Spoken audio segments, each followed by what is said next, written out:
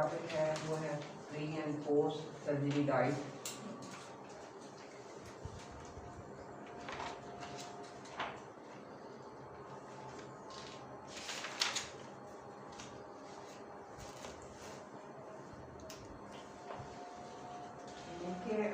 अगर ऑपरेशन से पहले अगर किसी तरह की सर्जरी है तो कौन सी डाइट लेनी चाहिए, और सर्जरी के बाद क्या रूटीन होनी चाहिए या क्या कौन सी डाइट लेनी चाहिए। क्योंकि ये इतना ज़्यादा कम्प्लेक्स नहीं होता, लेकिन इसके बारे में एक आगाही होना ज़रूरी है कि कौन सी चीज़ सही है कौन सी नहीं है। और दूसरा ये है कि बैलेंस डाइट के बारे में भी पता होना चाहिए।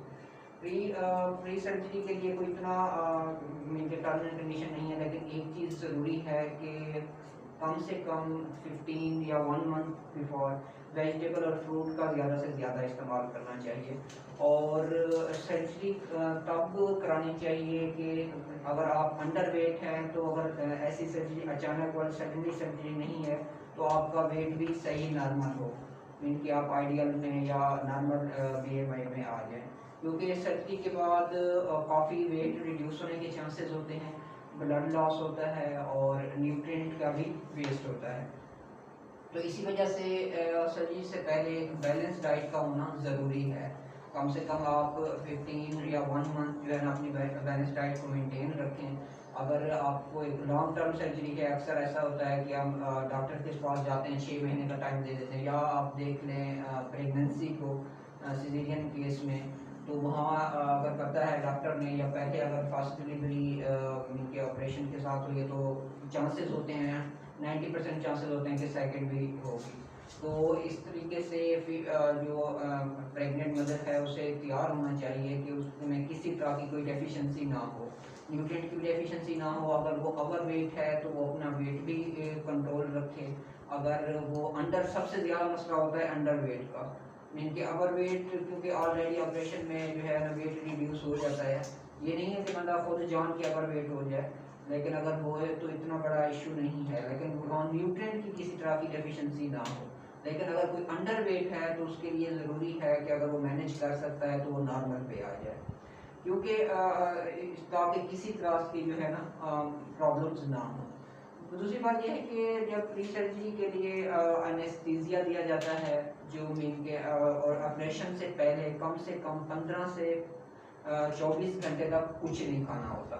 अक्सर जब हम हॉस्पिटल में जाते हैं तो अक्सर लोग सोचते हैं कि इस वजह से कुछ नहीं खाना शायद ऑपरेशन में या कोई मसला ना हो, लेकिन उसका सबसे जो मसला जो लिंक्ड है मीन के ना खाना, वो है एनेस्थीसिया से। अगर आप पेट भर के कुछ खाया हुआ है या इस तरह की कोई चीज़ भी खाई हुई है तो उसका इफेक्ट जो है एनेस्थीसिया का वो मीन के डिस्टर्ब हो सकता है, या ज़्यादा कर सकता है या नहीं कर सकता। तो सबसे बड़ी जो चीज़ होती है ऑपरेशन में वो होती है एनेस्थीसिया है। और एनेस्थीसिया के जो सर्जन होते हैं वो सबसे एक्सपेंसिव ट्रीटमेंट और सबसे ज़्यादा जो सैलरी होती है ऑन द वर्ल्ड एनेस्थीसियन की होती है। तो इसके अलावा ये एनेस्थीसिया अगर हो गया है तो उसके बाद वो तकरीबन उसका जो असर है 4 to 7 डेज तक रहता है, मीन के 7 दिन तक जो इफेक्ट है वो एनेस्थीसिया का रहता है। जैसे मीन के वीकनेस हो गई या सुस्ती कह लें, या इस तरीके से जो है ना सिम्टम्स उसके रहते हैं, बलूदगी है। तो और दूसरी बात, अगर ऑपरेशन हो गया है तो उसके बाद अब डाइट क्या देनी है। अक्सर कुछ लोग मीन के डॉक्टर जैसे कहते हैं कि कुछ नहीं खिलाना, या मीन के घर में कोई ब्रोथ वगैरह इस्तेमाल कर रहे हैं तो मीन के एक तरह की चीज़ें इस्तेमाल कर रहे थे, लेकिन इस प्रॉपर पता नहीं होता कि एक पूरा एक पैटर्न क्या होना चाहिए। सबसे पहली चीज़ जो है वो देखनी है कि सर्जरी है किस चीज़ की। तो सर्जरी अगर किसी किडनी पेशेंट है, लिवर पेशेंट है, डायबिटिक है, तो मल्टीपल चीज़ों को देख के एज ए डाइटिशियन हमें पता होना चाहिए कि जो माइक्रोन्यूट्रिएंट को हमने डिफाइन करना है या माइक्रोन्यूट्रिएंट को सोर्स जो देखना है, और वो हमें जब अगर पता होगा कि कौन सी है सर्जरी तो उसके मुताबिक सेट करना है। अगर वो इनके कॉमन सर्जरी है जैसे कि कोई एक्सीडेंट है या जैसे सिजेरियन है या इस तरीके से, तो उसमें जो एक कॉमन प्रोटोकॉल जो है वो सबके लिए लागू होगा। मीन के, लेकिन फिर जो न्यूट्रिएंट और डाइट प्लान बनाने हैं वो डिजीज के मुताबिक होंगे कि मीन के अगर जो डिजीज है उसके मुताबिक डाइट प्लानिंग की जाएगी। नॉर्मल जो रिकमेंडेशन हैं हमारी प्रोटीन फैट कार्बोहाइड्रेट्स की वही रहेंगी, लेकिन प्रोटीन इनटेक जो है ना थोड़ा सा ज़्यादा होता है, लेकिन उसमें ये है कि प्रोटीन और दूसरी चीज़ें इंट्रोड्यूस कब करानी है वो एक अहम चीज़ है। और ये है कि सबसे पहले जो 7 दिन है वो कुछ भी नहीं देना होता, सिर्फ और सिर्फ लिक्विड होता है। उसकी 2-3 रीज़न उसमें, एक रीज़न ये है कि ताकि फीसेस की आने की सूरत में किसी तरह की जो सर्जरी है उस पर इम्पैक्ट ना पड़े, पहली चीज़। दूसरी ये है कि आप च्यूइंग करते हुए या स्टोमक पे या किसी मेजर बर्डन को जो है ना कम से कम करने के लिए किसी तरह की कोई फूड नहीं दी जाती। अक्सर आप लोगों ने देखा डिटॉक्स वगैरह या ग्लूकोज की बोतल वगैरह लग रही होती हैं। 1 वीक किसी तरह की भी सर्जरी हो ना, मोस्टली यही रिकमेंड किया जाता है कि 1 वीक तक जो है ना इसी चीज़ पे रखा जाए। या फिर वो कहते हैं जूस रिकमेंड करते हैं जूस मीन के बहुत शार्ट जो मीन के बेसिक हों। और दूसरी बात है कि हॉस्पिटल के पेशेंट होते हैं या वो मीन के सर्जरी के, एसिडिक फूड नहीं देनी होती उसकी। क्या चीज़? सूप वगैरह या ब्रोथ का कह रहे हैं वो आगे नहीं, सूप ब्रोथ नहीं। अब सर्जरी एक बिस्तर की बात करें, बिस्तर में जब सर्जरी होती है तो वो डॉक्टर्स उन्हें कहते हैं एक 1 वीक के अंदर अंदर, मतलब जैसे 2-3 दिन तक या फिर दूसरे तीसरे दिन वो कहते हैं आप इन्हें फ्रेश जूस दे दें।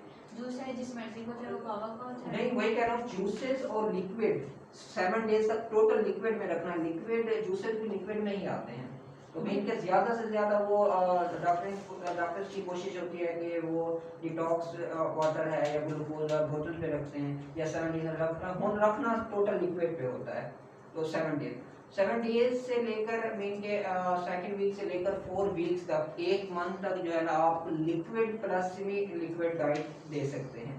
और उस डाइट में क्या होना चाहिए, वो डाइट जो है मोस्टली प्रोटीन रिच हो ताकि हीलिंग जो है वो ज़्यादा से ज़्यादा हो, और वो डाइट जो हो है वो स्पाइसी ना हो, स्पाइसी डाइट ना हो, और दूसरी एसिडिक ना हो। इसके अलावा जो मीन के ब्लैक कैलोरीज हैं जैसे वो ना हो, जैसे सॉफ्ट ड्रिंक्स वगैरह। ये रिस्ट्रिक्शन दिख रहे हैं। हाँ, रिस्ट्रिक्शन, सॉफ्ट ड्रिंक्स ना हो और फ्राइड फूड ये ना हो। इसके अलावा जो फूड दी जाए मीन के अपना बैलेंस डाइट एंटीऑक्सीडेंट रिच हो ताकि फ्री रेडिकल्स बनने का जो अमल है वो स्टॉप हो सके, और इन्फेक्शन सर्जरी के बाद इन्फेक्शन के चांसेस जो है वो बढ़ जाते हैं। उन चांसेस को रोकने के लिए तो ज़्यादा रिकमेंडेशन की जाती है मीन रखना टोटल 1 मंथ तक या सेमी सॉलिड या लिक्विड पे रखना है। तो आपके इसमें सेमी सॉलिड या लिक्विड में आ सकते हैं, जैसे स्मूदीज हैं वो आ सकती हैं,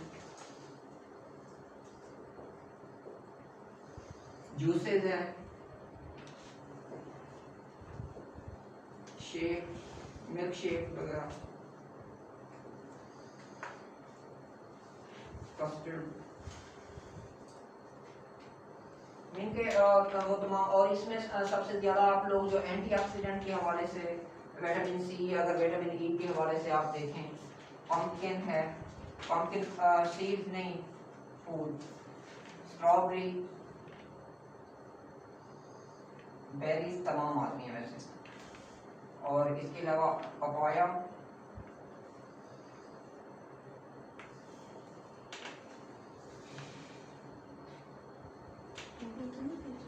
पपाया है, एप्पल, बनाना। ये ऐसी तमाम फूड्स जो इनके विटामिन सी, विटामिन ई और विटामिन ए रिच हो, या कैल्शियम है विटामिन डी के हवाले से, वो फूड देनी है। लेकिन सेमी सॉलिड फूड 1 मंथ तक इंट्रोड्यूस नहीं करानी होती, या सेमी सॉलिड फूड दें या जूसेस वगैरह देने होते हैं। इसकी वजह ये है कि एक तो किसी तरह का स्टोमक पे या बॉडी पे बर्डन ना पड़े, और दूसरा ज़्यादा से ज़्यादा वेजिटेबल और फ्रूट्स के इंट्रोडक्शन से इनके वो भी सेमी सॉलिड की फॉर्म में, और इस तरीके से उनकी जो एनर्जी रिक्वायरमेंट है वो भी पूरी होती रहे और न्यूट्रिएंट की जो रिक्वायरमेंट है वो भी पूरी होती जाए। एक मंथ तक, ये एक मंथ के बाद जो है आप लोग इंट्रोड्यूस इनके जूसेस की निस्बत में सेमी सॉलिड प्लस जो है सॉफ्ट सॉलिड जैसे कि वेजिटेबल्स हैं, फ्रूट्स हैं, ये जूसेस या इनके स्मूदीज ये इस टाइप दे सकते हैं। फिर आप होल फ्रूट हैं या होल वेजिटेबल्स हैं, सैलड वगैरह जो इतने ज़्यादा हार्ड नहीं है तो उनका इंट्रोडक्शन करा सकते हैं। और जो मीन के आपने यहाँ ऐड किए हैं स्ट्रॉबेरीज वगैरह, इसमें आप लोगों ने ब्रॉथ और सूप वगैरह, क्योंकि प्रोटीन इंटेक को बढ़ाना है। प्रोटीन इंटेक को दो तरह से ये काम करता है, एक एंटीबॉडीज बनाने में अहम किरदार अदा करता है प्रोटीन, और दूसरी जो है इन्फेक्शन के लिए भी बहुत अहम है, और तीसरा हीलिंग जो है मीन के वॉन्ड जो है आप सर्जरी के दौरान हुआ है उसको हील करने में भी अहम किरदार अदा करता है। फिर एक मंथ के बाद जो है आप प्रॉपर उसकी फूड स्टार्ट कर सकते हैं, लेकिन उसमें भी किसी तरह की हॉट फूड ना हो। ये मेनली एक सिंपल इस तरह इसमें सिर्फ और सिर्फ यही होता है कि इंट्रोडक्शन, अक्सर लोग परेशान होते हैं कि सर्जरी के बाद क्या करना है। तो आप अगर एज ए डाइटिशियन आप लोगों से रहनुमाई लीजिए तो आप इंस्ट्रक्शन दे सकते हैं उनको कि किस टाइम में 1 वीक में क्या करना है, 2nd वीक में क्या करना है, और जी वो चीज़ नहीं देनी वो आप लोग उनको बता सकते हैं। तो एक तो सिंपल है, फिर आगे फिर उस पर डिपेंड कर रहा होता है सर्जरी क्या है। वो क्रिटिकल सिचुएशन हो सकती है, ब्रेन ट्यूमर हो सकती है, या कैंसर हो सकता है, कीमोथेरेपी हो सकती है, डायलिसिस, फिर उसकी हर डिजीज के मुताबिक होती है। अगर आप डायलिसिस की बात करें तो तकरीबन उसमें काफ़ी सारे इलेक्ट्रोलाइट्स, इवन के कैल्शियम, पोटाशियम, सोडियम, काफ़ी सारी चीज़ों को रिस्ट्रिक्ट करना होता है, और इनके एसिड फूड भी नहीं देनी होती, और साथ जो इलेक्ट्रोलाइट्स हैं क्योंकि उनकी मिकदार भी फिल्ट्रेशन रेट बहुत लो हो जाता है। डायलिसिस तब की जाती है जब फिल्ट्रेशन रेट लेस देन जो है 30 साइकिल होता है, जो इनके इसका किडनी करती है फिल्ट्रेट ब्लड को। तो इसी वजह से उनके फिल्ट्रेशन रेट स्लो होने की वजह से पार्टिसिपेंट बनने के चांसेस ज़्यादा होते हैं, तो इसी वजह से इलेक्ट्रोलाइट के भी ज़्यादा हो जाते हैं। इलेक्ट्रोलाइट है, इवन के कैल्शियम है, पोटाशियम है, सोडियम, फास्फोरस बढ़ जाते हैं। तो ये भी कि आप लोग किडनी के हवाले से, लिवर में ये होता है कि फैटी लिवर हो जाता है अक्सर, फिर वहाँ आप लोगों को फैट डिस्ट्रक्शन करनी पड़ती है। इस तरह अगर कोई स्टोमक वगैरह का इशू है तो वहाँ एसिडिटी है, तो आपको वो चीज़ें देखनी है कि कौन कौन सी चीज़ें हैं। अगर इस साथ डायबिटिक भी है तो उसमें वो चीज़ें देखी जाती हैं। और इसी तरह अगर केमोथेरेपी है या कैंसर की सर्जरी है तो कैंसर में ये है कि हर तरह की कंटेमिनेशन से बचाना होता है। और रिकमेंड की जाती है कि डबल पील, कि कोई भी आप फ्रूट वेजिटेबल यूज़ करें तो उसे डबल पील करें। सबसे जो उसमें मेन चीज़ होती है वो होती है कंटेमिनेशन। फिर जो एनर्जी रिक्वायरमेंट होती है वो भी कई गुना ज़्यादा बढ़ रही होती है कैंसर में। तो मीन कि अगर एक नॉर्मल मैन 2000 है तो उसको अब 4000 को मैनेज करना है। फिर आप उसमें इंट्रोड्यूस करा सकते हैं एक तो antioxidant food, some time antioxidant food देनी होती है, सम टाइम नहीं। वो भी कैंसर पे फिर डिपेंड कर रहा होता है कि कैंसर किस चीज़ का है। मीन तो वो डिजीज़ के हिसाब से हम कुछ डिजीज़ जो है यहाँ डिस्कस करेंगे, और ये मीन के कुछ जो है ये आप लोगों को जनरल जो इंस्ट्रक्शन है वो आप लोगों को आना ज़रूरी है। ये हमारा प्री एंड पोस्ट सर्जरी के हमारे साइन क्वेश्चन। इसके अलावा जो है आप देखेंगे वेस्ट प्रोडक्ट्स बॉडी में कि कौन कौन से हैं। सर कैंसर पेशेंट अगर डायबिटिक भी हो तो, क्योंकि अभी आपने कहा है कि एनर्जी रिक्वायरमेंट का टाइम ज़्यादा हो जाएगा, तो उसमें डायबिटिक भी होते हैं। तो डायबिटिक के हिसाब से उसकी एनर्जी हमें एज ए न्यूट्रिशनिस्ट हमारे पास कोई ऑप्शन नहीं है कि हम एनर्जी को रिड्यूस करें। अभी हम यहाँ पे काम कर रहे हैं, यहाँ फुल कमांड नहीं होती किसी भी हॉस्पिटल में। जैसे अगर एक वेल ऑर्गेनाइज्ड सिस्टम है, शिफा हॉस्पिटल है, आवाफान यूनिवर्सिटी उसमें है, मीन के CMH जो लाहौर पिंडी वाला है, वहाँ उनमें फुल्ली एक जो पोर्शन है डाइटिशियन का फुल एक्सेस होती है, और वो रजिस्टर्ड डाइटिशियन होते हैं वहाँ पे।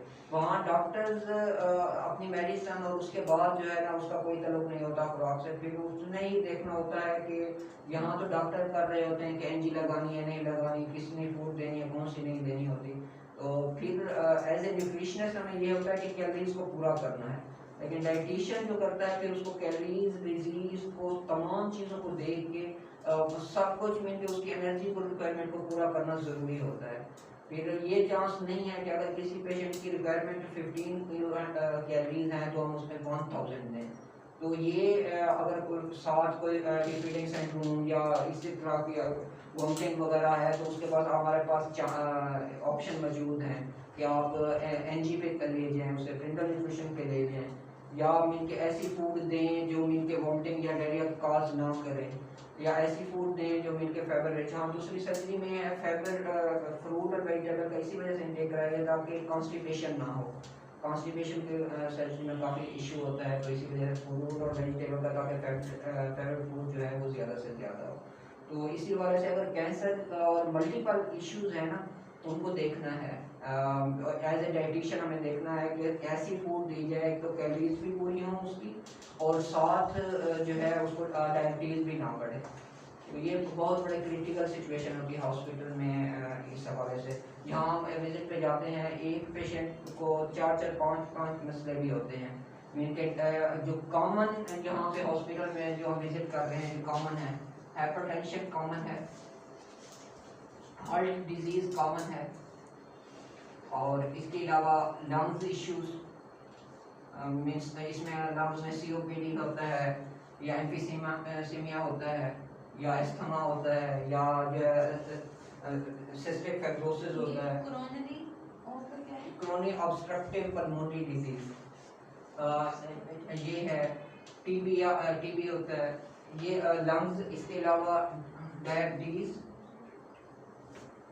मिलिटस, इसके अलावा जो कॉमन होता है किडनी फेलियर या मोस्ट कॉमन है, और ENT और AST लिवर के जो बायोमार्कर्स हैं वो काफ़ी जो है ना, ये डिजीज़ जो है कॉमनली हॉस्पिटल में कॉमन होती हैं। मिलके उसे हार्ट का इशू भी है, डायबिटिक भी है, हाइपरटेंसिव भी है, उसे लंग्स का इशूज भी है। तो फिर वहाँ मैनेज करना आप सबसे, अगर इस तरह के इश्यूज हैं सबसे ज़्यादा पहले आप लोगों ने देखना होता है इन दोनों को, किडनी और लिवर। इसके बाद जो है आप लोग लंग्स को देखेंगे, हार्ट को देखेंगे, हाइपरटेंशन डायबिटीज ये वैसे डाइट के साथ रिलेट कर रही होती हैं, क्योंकि मोर सेंसिटिव जो पार्ट है ना आपने सबसे पहले उसे देखना है और उसको ट्रीट करना है, और जो चीज़ें वहाँ रिस्ट्रिक्ट हैं वो ज़रूरी है ज़्यादा एज कम्पेयर टू डायबिटीज़ क्योंकि साथ अगर इंसुलिन वगैरह यूज़ कर रहे हैं तो वो उससे किसी का कंट्रोल किया जा सकता है। हाइपरटेंशन है अगर आप उसकी भी टैबलेट वगैरह हैं, लेकिन इसकी जो मेडिसिन किडनी, हार्ट और लिवर इनकी मेडिसिन भी हों, लेकिन मेडिसिन के साथ अगर आप फूड भी वो सही नहीं दे रहे तो उसका इम्पैक्ट को कंट्रोल नहीं किया जा सकता।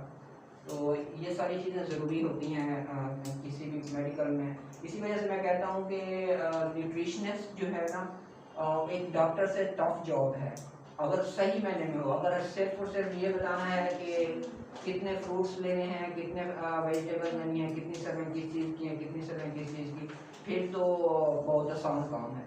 लेकिन अगर उनको कम्पीट करना है, कम्पीट तो नहीं कर, हमारा कोई कंपटीशन है भी नहीं डॉक्टर्स के साथ। मेन कि अगर हमने अपने डोमेन में एक सक्सेसफुल होना है तो तमाम चीज़ों को आप लोगों को पता होना चाहिए।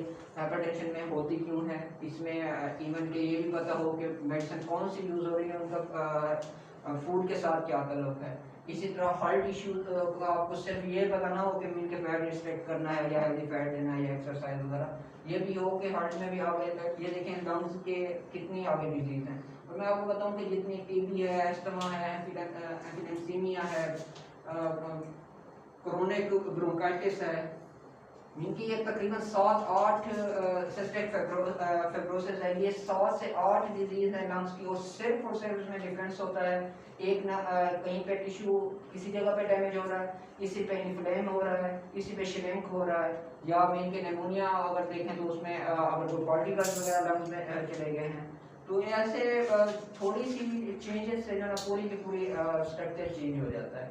तो अगर आपको सिर्फ और सिर्फ ये हो कि लंग्स इश्यूज हैं और लंग्स में जो है ना हमें ऑयली चीज़ें नहीं, अक्सर हाँ ये सबसे बड़ी बात, जितने भी खांसी या लंग्स वाले इश्यूज होते हैं ना पेशेंट होते हैं वो ऑयली चीज़ें नहीं खा रहे होते कि ऑयली चीज़ें जो है ना ख़राब करते हैं इसलिए। लेकिन अगर हेल्दी फैट इनटेक कराते भी हम हेल्दी फैट इनटेक हैं इसमें लंग्स में सबसे बड़ा मसला होता है कार्बन डाइऑक्साइड की रिटेंशन हो रही होती है, और कार्बन डाइऑक्साइड सबसे ज़्यादा पैदा कार्बोहाइड्रेट से होता है और सबसे कम पैदा होता है फैट से। तो इनके अगर सिर्फ एज ए न्यूट्रिशनिस्ट ले मैन न्यूट्रिशनिस्ट हम कहें तो वहाँ पे जब खांसी वगैरह है तो बस ये भी बंद कर दें वो भी बंद कर दें, फ्रूट खा लें वेजिटेबल हो, तो उसका और भी मसला बढ़ सकता है।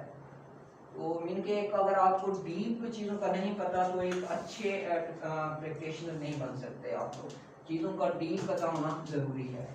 तो इसी वजह से आप लोगों को ये ड्रग्स हैं या टेस्ट वगैरह इसी वजह से बताया जा रहा है, ताकि आप कहीं कोई बायोमार्कर देखें तो इनके थोड़े हैं 3-4 होते हैं, तो आप लोग कोशिश किया करें, याद कर लिया करें कि आप लोग कहीं भी कोई बाय और उसे प्रैक्टिस में ले हैं, डेली बार बार प्रैक्टिस कराने का भी यही मकसद है। सिर्फ इन चीज़ों को मैंने जब आप लोग को पढ़ाया था बायोमार्कर में बताया था कि सिर्फ यही आप लोग के हो जाए ना, आप ऐसे आधे डॉक्टर हैं आप लोग, क्योंकि आप लोगों को पता चल जाएगा कि इशू क्या है, फिर उस डिजीज़ को आप मैनेज कर सकते हैं।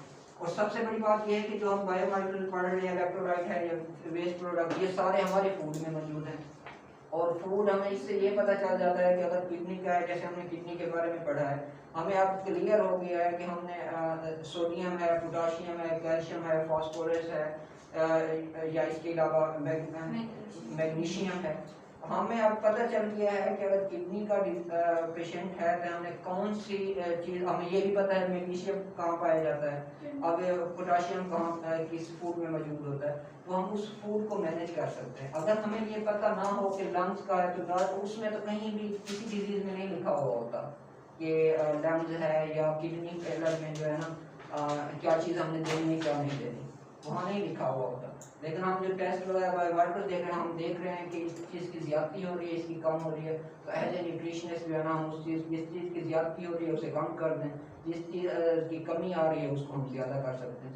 तो एक इम्पैक्ट जो है डिजीज डाइट का वो एक अच्छा हो सकता है।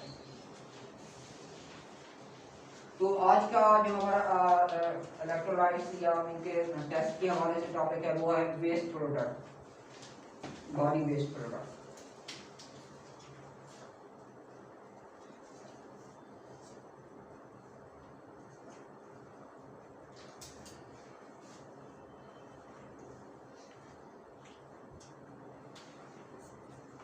वेस्ट प्रोडक्ट में है टोटल बिलीरुबिन,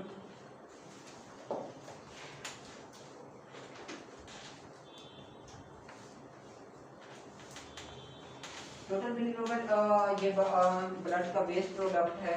ये बनता है हेमोग्लोबिन की ब्रेकडाउन से। ब्रेकडाउन के बाद बनने के बाद लीवर में इसकी ब्रेकडाउन होती है, ब्रेकडाउन होने के बाद जो है ये ब्लड में दाखिल हो जाता है। और ये टेस्ट जो यूज़ किया जाता है लीवर के फंक्शन को देखने के लिए कि लीवर कैसे फंक्शन परफॉर्म कर रहा है, और इसकी जो नॉर्मल रेंजेस हैं वो है 0.1 से लेकर 1.2 मिलीग्राम पर डेसीलीटर। मीन कि अगर ये इस मिकदार में है तो ठीक है, इसका मतलब है ब्रेकडाउन जो है ना नॉर्मल है।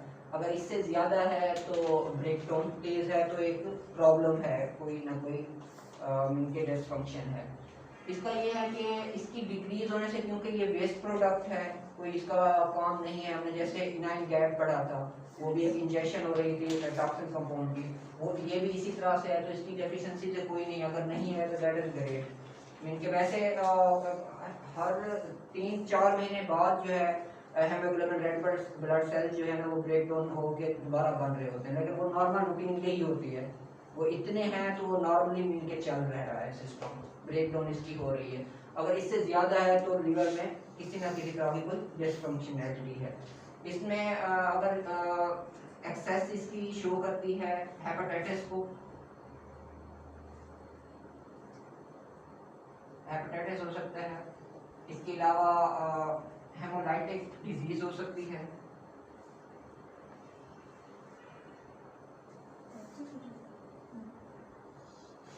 इसकी एक्सेस ही है, मीन की डेफिशिएंसी नहीं है।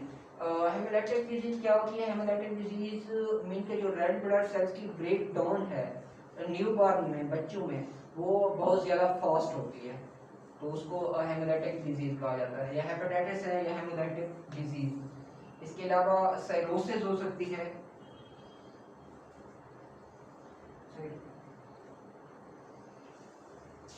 साइरोसिस, ये स्पेलिंग देख लीजिएगा। साइरोसिस मीन के ये भी लिवर के इनलार्जमेंट या लिवर की डिजीज है।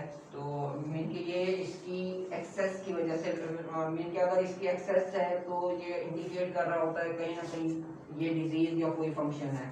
ये दो तरह से, जैसे मैंने आप लोगों को कहा कि अगर हेपेटाइटिस है तो आप बिलीरुबिन का टेस्ट कराएं, अगर इसकी एक्सेस है तो आप लोगों को शक है कि हेपेटाइटिस है तो आप कह सकते हैं कि बाकी है।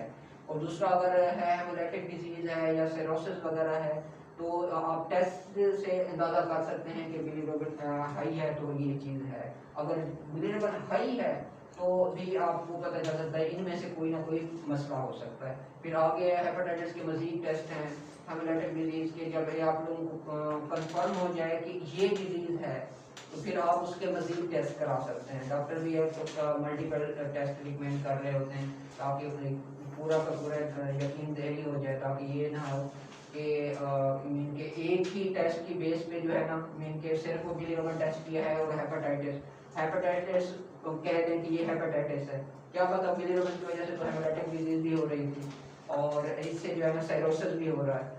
तो कोई भी हो सकती है, ज़रूरी नहीं है। तो फिर मल्टीपल टेस्टिंग मीन के एज ए डाइटिशियन हमें ये अंदाज़ा लगा सकते हैं कहीं ना कहीं बिलीरुबिन से जो है ना जो मसला हो रहा है वो लिवर में हो रहा है और इन डिजीज की पॉसिबिलिटी बढ़ सकती है अगर ये ज़्यादा है तो।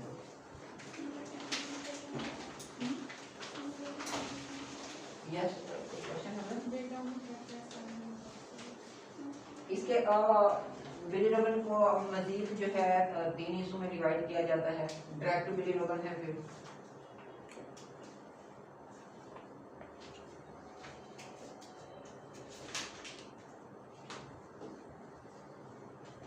डायरेक्ट बिलीरुबिन मीन के डायरेक्ट बिलीरुबिन ये बिलीरुबिन की फॉर्म है। जो बिलीरुबिन है ये कॉन्जुगेट बनाती है, जो मीन के हमारी बॉडी में ऑर्गेनिक कंपाउंड हैं या डाइज वगैरह हैं उनके साथ मिलके जो है ना कॉन्जुगेट बना के एक्सक्रीट करती है उसको, वेस्ट प्रोडक्ट जो है।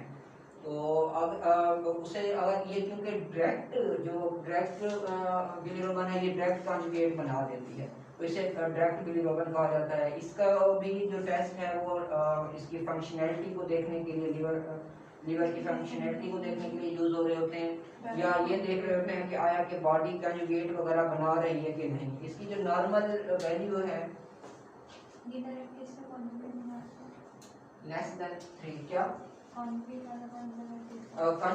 ये है कि जो हमारे बॉडी में वेस्ट प्रोडक्ट होते हैं जैसे कि ऑर्गेनिक कंपाउंड है या डाइज वगैरह जितने भी ऑर्गेनिक कंपाउंड हैं ये उनके साथ मिलके या आपस में जितनी इनकी ब्रेक डाउन हुई है रेड ब्लड से सिर्फ और सिर्फ बिलीरुबिन तो नहीं था, उसमें दूसरी चीज़ें भी मौजूद थी जैसे हेमोग्लोबिन खुद है उसमें हमने देखा कि फॉर्मेशन में वोलामाइन है, इनके दूसरे प्रोडक्ट भी मौजूद हैं। उनके साथ ये कॉन्जुगेट एक बाइंडिंग करके पेयर बना के उसको एक्सक्रीट करने में किरदार अदा कर रहे होते हैं। ये जो डायरेक्ट बिलीरुबिन है ये डायरेक्ट बना देती है उनके साथ के कॉन्जुगेट। और इसकी जो नॉर्मल मिकदार है लेस देन 3 मिलीग्राम पर डेसीलीटर होनी चाहिए। अगर इसकी एक्सेस जो है वो शो कर रही होती है या मीन के लिवर डिसफंक्शन है जैसा हमने कहा, और दूसरा जो इसकी मीन के एक्सेस है वो कर रही है कि किसी तरह ऑब्स्ट्रक्शन है मीन के बाइलियरी डक्ट में, जो हेमोलाइटिक डक्ट्स में क्या बाइलियरी डक्ट में जो लिवर की डक्ट्स है ना उसमें किसी तरह की ऑब्स्ट्रक्शन है तो इसकी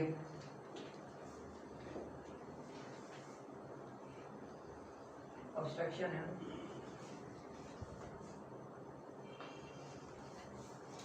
हेपेटिक डक्ट्स। इसके अलावा एक और डिजीज है हाँ एक्सेस ही है, इन तमाम जो वेस्ट प्रोडक्ट हैं इनकी वो नहीं है, इनकी एक्सेस ही है बस।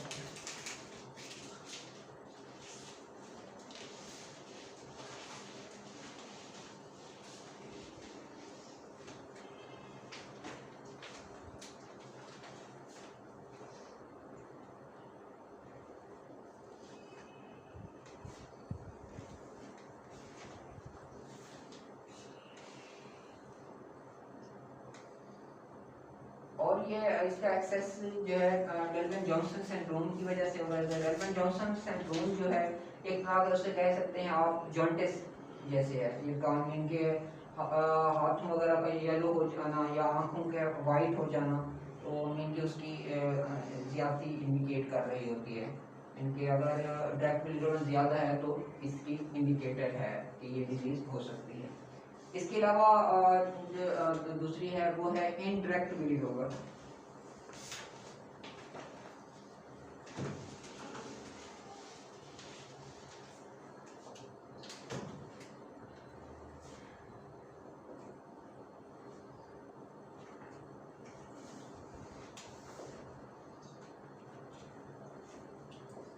इंडायरेक्ट बिलीरुबिन ये जो है, जैसे हमने कहा था कि डायरेक्ट में डायरेक्ट वो बना देती है, लेकिन ये कोएगुलेंट या इनके कॉन्जुगेट बनाने के लिए इसको किसी ना किसी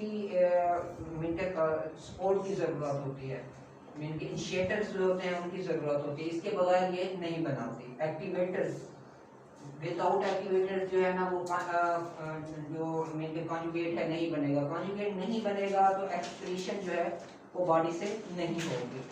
तो जब एक्सक्रीशन नहीं होगी तो एक तरह से waste product as a toxic compound है, टॉक्सिकेंट होते हैं, तो इसी वजह से जो है ना इनके बॉडी में ये प्रॉब्लम कर सकते हैं। इसकी जो इसको भी मेयर करने का यही तरीका होता है, या इसको इसी वजह से मेयर किया जा सकता है कि आया के कॉन्जुगेट बन रहे हैं बॉडी में नहीं, अगर इसकी मिकदार ज़्यादा है तो कॉन्जुगेट नहीं बन रहे हैं, क्योंकि बॉडी जो ब्लड में स्टोर हो गई है। इसका मतलब एक जितने भी प्रोडक्ट हैं वो ब्लड में मौजूद हैं, वो एक्सक्रीट नहीं हो रहे। अगर इसकी मिकदार कम है तो फिर इसका मतलब है कॉन्जुगेट बन रहे हैं, और जो वेस्ट प्रोडक्ट हैं वो बॉडी से या ब्लड से एक्सक्रीट हो रहे हैं। इसकी जो नॉर्मल वैल्यू है वो है 0.1 से लेकर मिलीग्राम 1 तक, 1.0 मिलीग्राम डेसीलीटर। इसका जो मीन के डिसफंक्शन मीन के अगर एक्सेस है तो इसमें दो डिजीज हैं जो उनका ये रीजन बनती है। एक है इसमें आपकी गिलबर्ट डिजीज और ग्यूलर नेचर। एक्सेस, हाँ एक्सेस ही है गिलबर्ट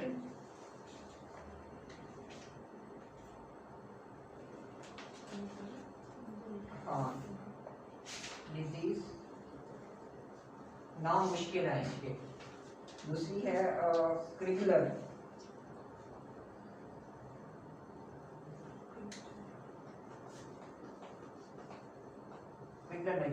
ये दोनों जो हैं ये सेम, जैसे जॉन्डिस के सिम्टम्स हैं इनकी सेम इनकी सिम्टम्स होती हैं।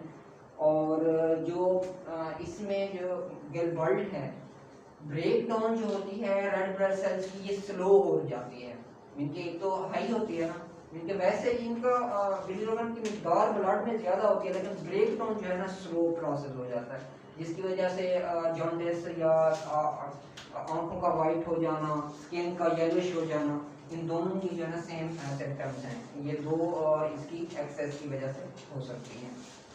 इसके अलावा है न्यूनेटल बिलीरुबिन, न्यूनेटल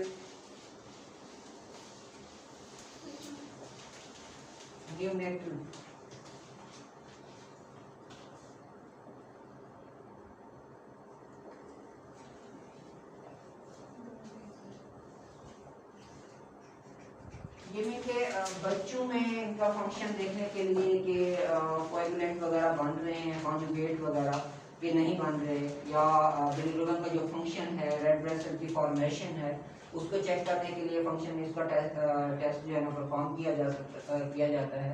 और इनकी जो नॉर्मल मिकदार होती है, अगर बच्चे हैं मिच्योर, इनके 36 वीक्स जो है नॉर्मल एज होती है, इनके गेस्टेशन पीरियड है वो तकरीबन 36 जो है वीक्स होता है। अगर पूरे 36 या 37 वीक्स में हो रही है प्रेगनेंसी, तो उसमें 3 to 5 डेज के जो बच्चे हैं उसमें इनकी जो मिकदार है, जो अमाउंट है इसकी न्यूनेटल बिलीरुबिन की, वो होनी चाहिए 3 से लेकर आई थिंक 15 मिलीग्राम। 3 क्या चीज? कितने वीक्स की? 37 मीन के नॉर्मल, ऐसे मैंने पूरे दिनों की जो प्रेगनेंसी है गेस्टेशनल पीरियड टाइम जो है, गेस्टेशनल पीरियड अगर कंप्लीट है, मीन के मेच्योर बच्चा पैदा हो रहा है, तो तब उसमें ये होने चाहिए।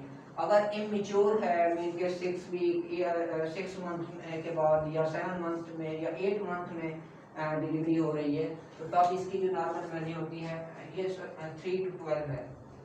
फिर मीन के वो होता है 5 से सर 8 1 यहाँ से रिमूव करना 15 है, और दूसरा इसकी नॉर्मल वैल्यू है मीन के लेस देन 16, मीन के लेस देन 16 होनी चाहिए। अगर इमेच्योर है, मेच्योर है तो 3 से 12, और अगर इमेच्योर है तो लेस देन 16 मिलीग्राम पर डेसीलीटर होनी चाहिए। और ये भी है कि अगर इस तरह की ब्रेकडाउन नहीं है तो मीन प्रॉब्लम है, इसका मतलब है कि जो उसके लिवर फंक्शन है वो नॉर्मल नहीं है। और इसमें जो डिजीज हो सकती है, एक हेमोलाइटिक है, जैसे हमने फास्ट में पढ़ी थी ट्रैक्ट बिलीरुबिन में, कि जो आरबीसी की ब्रेक डाउन है वो ज़्यादा फास्ट है। दूसरी इसमें आती है कि एक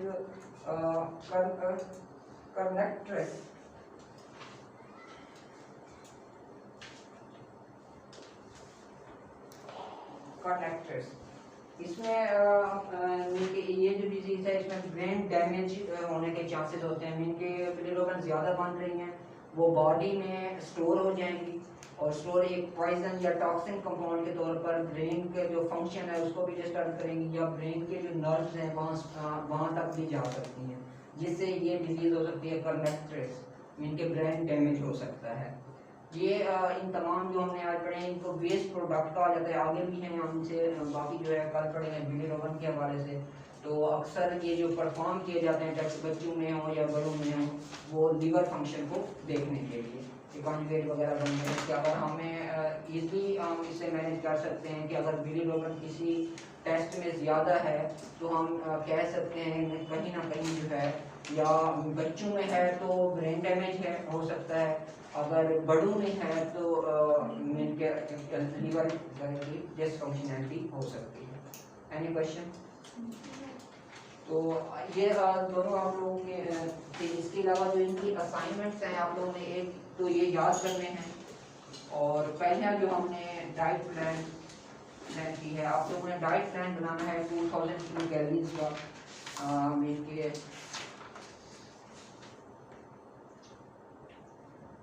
लेकिन सेमी लिक्विड।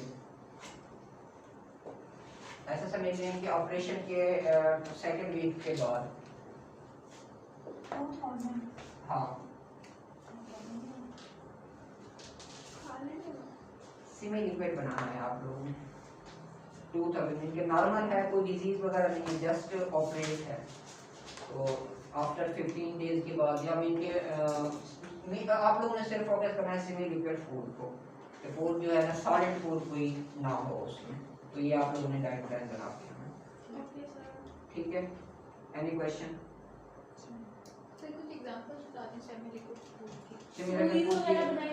स्मूदी बनाई जा सकती हैं, जूसेस हैं, खिचड़ी है, कस्टर्ड है, ये सारे जो है ना सेमी लिक्विड में आपने हाँ चबाना, दलिया है, पोरेज वगैरह वो भी सेमी लिक्विड में आपने।